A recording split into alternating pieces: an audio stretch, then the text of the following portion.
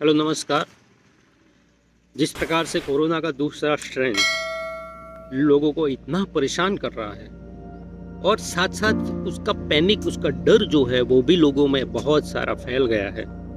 ज़्यादातर मामले हम देख सकते हैं कि ऑक्सीजन लेवल जो है वो नीचे आ रहा है, कम होता जा रहा है। तो हर लोग इसी से डरते जा रहे हैं और हम ये सोच रहे हैं कि क्या हो रहा है। तो ज़्यादातर लोग जो है ऑक्सीजन लेवल कम होने की कगार पर आ जाते हैं और फिर हॉस्पिटलाइज होना चाहते हैं, किंतु वहाँ पर उनको बेड नहीं मिलती या तो ऑक्सीजन नहीं मिलता। तो ऐसी स्थिति में क्या करें, क्योंकि जो स्थितियाँ आजकल पैदा हो रही है वो किसी ने कल्पना भी नहीं की थी, और क्योंकि ऑक्सीजन की इतनी कमी महसूस होगी वो भी किसी को मालूम नहीं था। फिर भी कई जगहों पे जो ऑक्सीजन आ रहा है, कई संस्थाएं दे रही है, फिर भी जितनी हमारी पॉपुलेशन है उसके हिसाब से दिन प्रतिदिन जितने केसेस आ रहे हैं उसके हिसाब से हम उतना एडजस्टमेंट नहीं कर पाते हैं। तो क्या करें और हम कैसे पहचाने कि हमारा ऑक्सीजन लेवल जो है वो कम होता जा रहा है। तो सबसे पहले कुछ इक्विपमेंट है, कुछ ऐसी साधन सामग्री है जो आपको घर में रखनी चाहिए। और आजकल ऐसी स्थितियां पैदा हो गई है कि मुझे लगता है कि कोरोना के बाद काफी लोग जो है वो 20% डॉक्टर बन जाएंगे मानसिक रूप से, क्योंकि उनको सब पता चल गया। तो कुछ साधन ऐसे हमारे पास होने चाहिए। तो ऑक्सीजन लेवल को नापने के लिए आपके पास ऑक्सीमीटर होना चाहिए। और कई लोग ऑक्सीमीटर जो है वो साधारण या चालू कंपनी के ले आते हैं और फिर ऑक्सीजन लेवल कम दिखा रहा है तो वो टेंशन में आ जाते हैं। तो ऐसा नहीं, ऑक्सीजन लेवल नापने के लिए ऑक्सीमीटर जो है वो एक अच्छी सी कंपनी का, ब्रांडेड कंपनी का लीजिए, ताकि आपको जो ऑक्सीजन लेवल है वो एक्यूरेट दिखाई दे।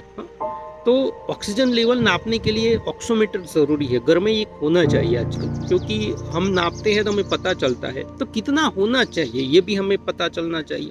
तो मुझे लगता है कि डॉक्टर ज़्यादातर ये कह रहे हैं कि 94 से अप होना चाहिए, किंतु 90 से या 92 के आसपास भी रहता है तो भी कोई दिक्कत नहीं है। किंतु अगर कंटिन्यू ऐसा रहता तो आपको डॉक्टर की सलाह ज़रूर लेनी चाहिए। किंतु 94 से अगर आपका ऑक्सीजन लेवल अप है तो आपको चिंता करने की कोई ज़रूरत नहीं है। और कई लोग ऐसे होते हैं जो ऑक्सीजन लेवल कम हो इससे पहले ऑक्सीजन की बोतल घर में रख देते हैं। तो ऐसा न करें, ताकि जिन लोगों को ज़रूरत है उनको मिले। हम कैसे पहचाने कि हमारा ऑक्सीजन लेवल जो है वो कम होता जाए। मान लीजिए कि आपके पास ऑक्सीमीटर नहीं है। दूसरी बात कि आपके पास वो टेम्परेचर भी हो, गन हो, या तो थर्मोमीटर है वो होना चाहिए, ताकि आपका बुखार है वो कितना है। 100 से ज़्यादा अगर आपका बुखार है तो आपको टेस्ट कराने की ज़रूरत है, या तो फिर आपको डॉक्टर की सलाह की ज़रूरत है। कुछ दवाइयाँ भी हमारे पास होनी चाहिए। फिर भी हमें ऑक्सीजन लेवल हमारा जब कम होता है तो क्या क्या होता है ये भी हमें जानना बहुत ज़रूरी है। दोस्तों, जैसे ही आपके शरीर में ऑक्सीजन लेवल की कमी जो है वो महसूस होती है तो आपकी जो चेस्ट है उसमें आपको दर्द होता है, सिर दर्द होता है, कंटिन्यू सिर दर्द होता है, फिर थकान महसूस होती है, धीरे धीरे आपको चक्कर आने शुरू होते हैं। क्योंकि जब वो सिस्टम में कुछ बदलाव होता है तो कुछ इसी प्रकार के जो तथ्य है हमारे शरीर में, हमारे तन में वो दिखते हैं। तो ऐसे मामलों में हमें क्या करना चाहिए? तुरंत डॉक्टर के पास चले जाए, तुरंत हॉस्पिटलाइज हो।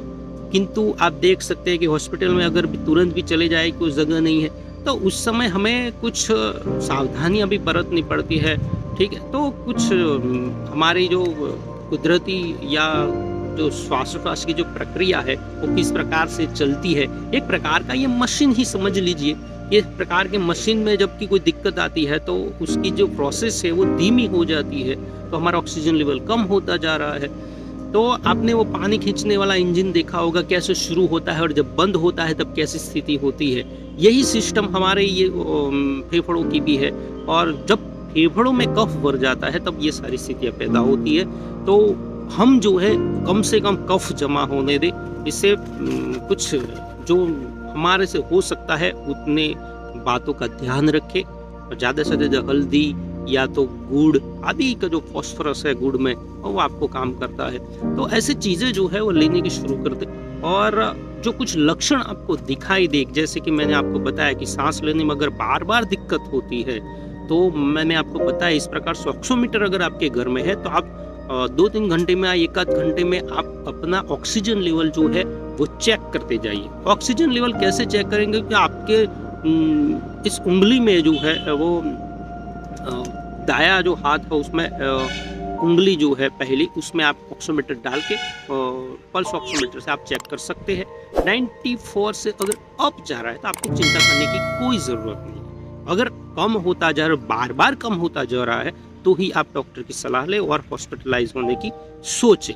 और इसके बाद भी कई घरेलू उपचार है उसे हम कर सकते हैं, जिस प्रकार से पौन जो है हम उल्टे सो जाते हैं, नीचे तकिए रख के सो जाते हैं, ठीक है, तो वो भी जिस प्रकार से मैं आपको यहाँ पर बता रहा हूँ इस प्रकार से आप सो सकते हैं और अपना ऑक्सीजन लेवल बढ़ा सकते हैं। तो घबराइए नहीं, क्योंकि घबराहट में और ज़्यादा ये सब जो है वो ठीक होता कम होता जा रहा है। तो घबराने से बेहतर है कोई उपचार ढूंढे, कुछ घरेलू उपचार करे जिससे तत्काल जो है हमें राहत मिल जाए। तो ऐसी स्थितियों में तत्काल राहत या तो ज़्यादा से ज़्यादा क्या होता है कि डर जो है वो हमें और भी ज़्यादा उसमें धकेलता है। इसीलिए सबसे ज़्यादा घरेलू उपचार पहले कर ले तुरंत, उसके बाद भी अगर कंट्रोल नहीं होता है तो आप डॉक्टर की सलाह ज़रूर लें। किंतु जैसे मैंने आपको बताया कि एक बुखार नापने का टेम्परेचर नापने का जो थर्मोमीटर है वो करीबन बाज़ार में आपको 100-150 रुपये में अच्छा सा मिल जाएगा, और पल्स ऑक्सीमीटर जो अच्छा सा 1200-1300 रुपये में मिल जाएगा। तो वो आप रख सकते हैं और उसका ऑक्सीजन लेवल भी आप अपने आप चेक कर सकते हैं, ठीक है। और अपने खान पान की ध्यान रखें तो कोई दिक्कत नहीं होगी, और डरिए मत, क्योंकि डरने से ज़्यादा ये फैलता है, ठीक है। चलिए।